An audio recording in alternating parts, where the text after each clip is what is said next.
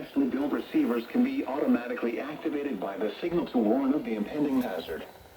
Tests of the signal and receiver's performance are normally conducted by the National Weather Service between 11 a.m. and noon Eastern Time each Wednesday. If there is a threat of severe weather, the test will be postponed to the next available good weather day. Reception of this broadcast, and especially the warning alarm tone, will vary at any given location. This variability, normally more noticeable at greater distances from the transmitter, can occur even though you are using a good quality receiver in good working order.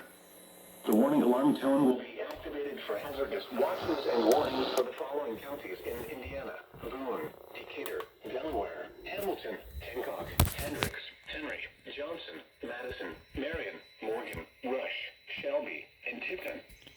This concludes the weekly test of weather radio station KEC 74.